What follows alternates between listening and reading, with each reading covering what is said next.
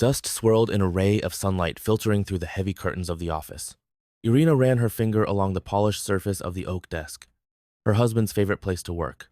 Vladimir always grumbled when she tried to tidy up his holy of holies, but today he was not at home, and she decided it was high time to do a general cleaning. Methodically wiping the bookshelves, she stopped at the section with documents. Dozens of identical gray folders lined up in a row like soldiers on parade. But among them, one stood out, bright red, as if screaming about its presence. Irina hesitated. Something about this folder attracted her gaze, as if hinting at a hidden secret. Probably just old bills, she thought, taking the folder off the shelf. Her hands acted automatically to open, look through, make sure that there was nothing important. But a moment later she froze, not believing her eyes. A deed of gift for an apartment. The recipient's name is Anna Vladimirovna Svetlova.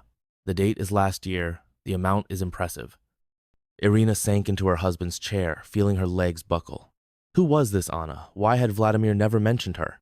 Her temples began to pound, and nausea rose in her throat. 30 years of marriage, and just like that, her fingers trembled, sorting through the rest of the documents in the folder. Receipts, statements, some other papers, all in the name of this mysterious woman. Fragments of memories flashed through her head. Late returns from work, business meetings on weekends, sudden business trips. Everything she had been justifying all these years. Irina bit her lip painfully, trying to hold back the tears. How could she have been so blind?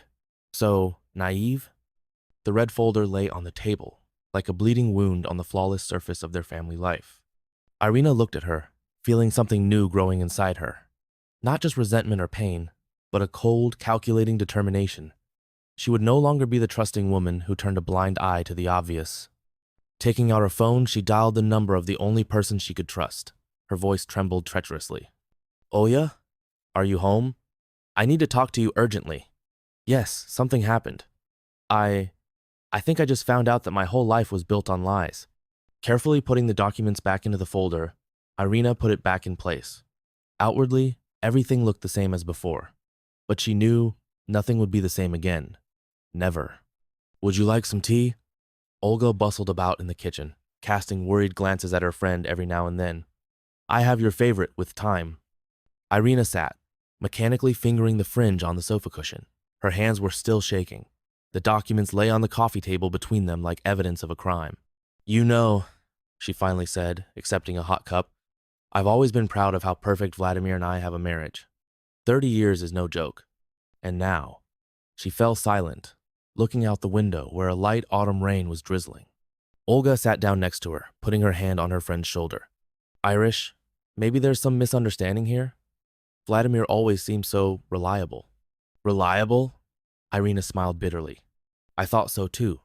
I always explained everything in his favor. Stays late? Of course, he works so much. Goes away on weekends? Of course, important negotiations. She put the cup down abruptly, the tea spilling onto the saucer. And now it turns out that he has some woman to whom he gives apartments. Wait! Olga frowned, looking at the documents. Anna Vladimirovna. Have you checked who she is? Maybe she's some relative?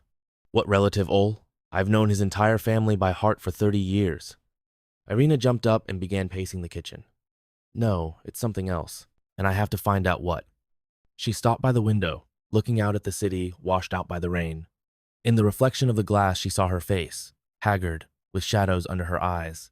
When had she managed to age so much? Or had it happened in the last few hours?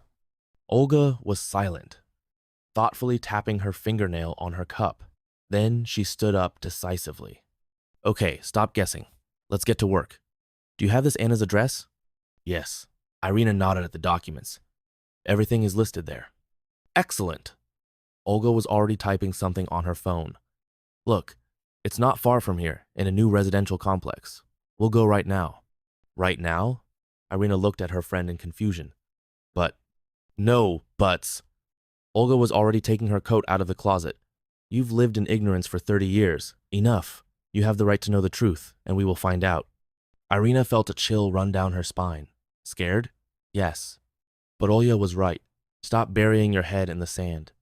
She straightened her shoulders and resolutely headed to the coat rack for her coat. You know, she said, buttoning up her buttons, all my life I've been the one who tries to understand and forgive everyone. But it seems like the time has come to be the one who demands explanations. Olga smiled, handing her friend an umbrella. That's the right attitude. Let's go, friend. It's time to find out what's hidden behind this red folder.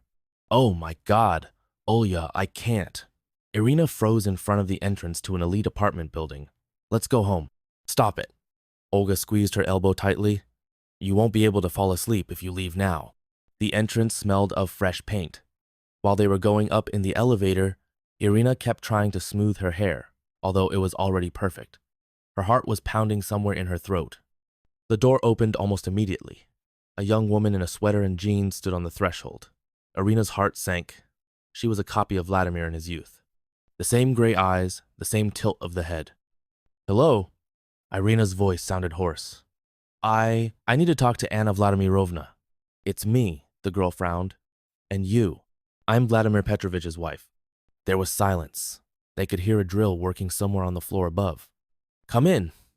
Anna finally squeezed out, stepping aside. The apartment smelled of freshly brewed coffee. An open book lay on the coffee table, next to a cup of unfinished cappuccino. The ordinary life of an ordinary person. Only this person was her husband's daughter, whom she had learned about an hour ago. I didn't know he was married when I was looking for him, Anna blurted out suddenly, nervously crumpling the sleeve of her sweater. Mom died 3 years ago, and among her things I found old photographs. Wait, Irina interrupted. What photographs? Anna darted into another room and returned with a tattered envelope. She took out a photo, a young Vladimir hugging a beautiful girl with long dark hair. They laugh, looking at the camera. On the back there is a date, 1989. Irina's head spun. 1989. She and Vladimir met in 1990. Her name was Vera, Anna said quietly. She never told me about my father. Only before she died did she confess and give me the photographs.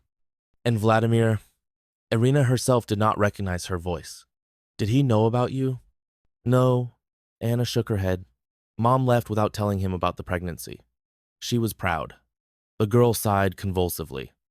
When I came to his office 3 years ago, at first he didn't believe me. Then he did a DNA test. Irina looked at the girl, and everything inside her was turning over. Not a mistress, a daughter. Not a betrayal, a secret from the past. But that didn't make it any easier.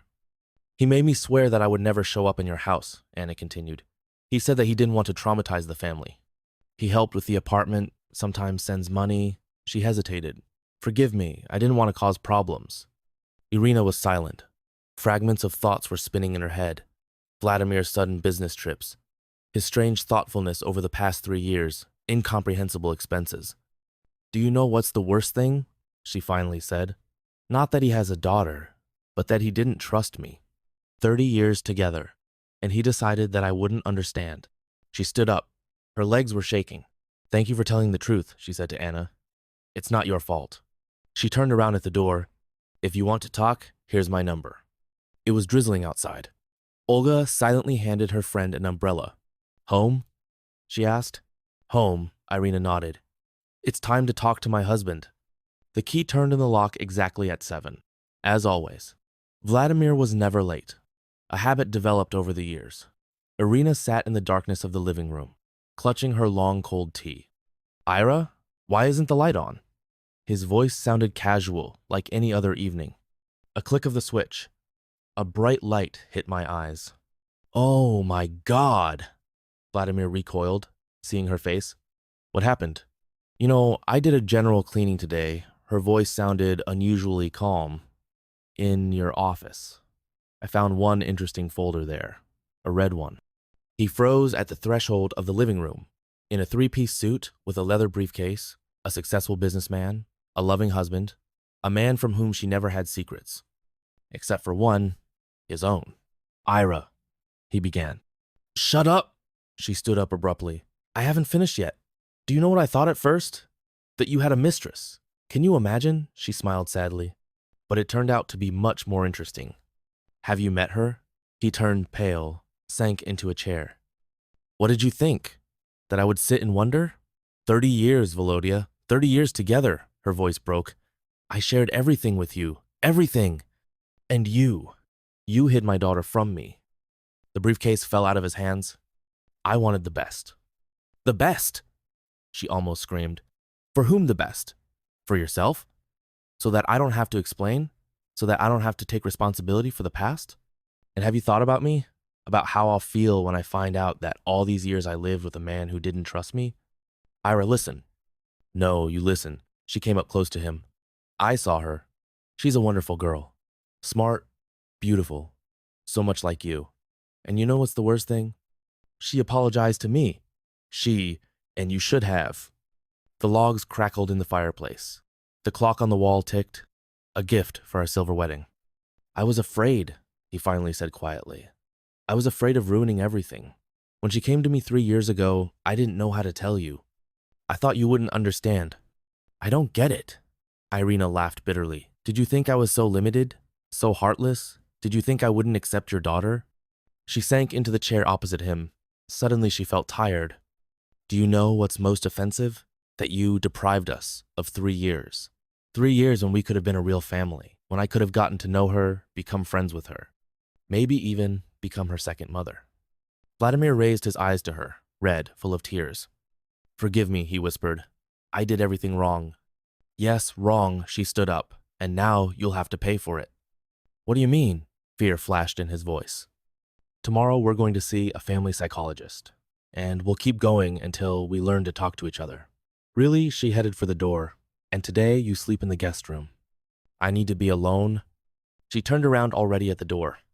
And one more thing, Volodya. Tomorrow you will call your daughter. Invite her to dinner. There will be no more secrets in her family.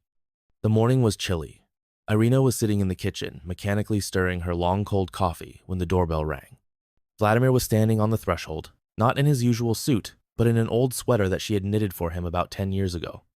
Can I? He shifted from foot to foot like a naughty teenager. Come in already. She turned away, hiding her eyes. The kettle has just boiled. He went into the kitchen and sat down in his usual place. How strange. They hadn't seen each other for a week, but his hand still automatically reached out to get his favorite cup. You know, I was thinking, he began. Really? She couldn't help herself. Don't do that. He tiredly rubbed his face. I met Anna yesterday. We had lunch. She froze by the cupboard with cups. And how is she? She asked about you. Said she liked you. Irina snorted. Well. And I thought I gave the impression of being hysterical. You? He smiled sadly. I'm the hysterical one. I kept trying to pretend that I was in control of the situation. But in the end, I only ruined everything. She put a cup in front of him. Why didn't you tell me? Right away, as soon as you found out? You chickened out. He sipped his tea. You know, like in that joke, the further into the forest, the fatter the partisans. At first, I was afraid to say it. Then I was afraid you would ask why I didn't tell you earlier. You're a fool, Volodya. She sat down opposite. We've lived together our whole lives. Did you really think I wouldn't understand? Now I see that you're a fool. He took some papers out of his pocket.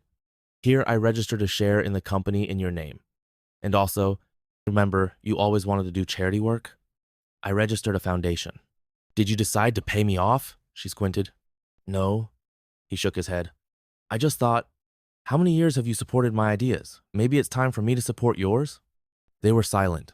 An old woman was feeding pigeons outside the window.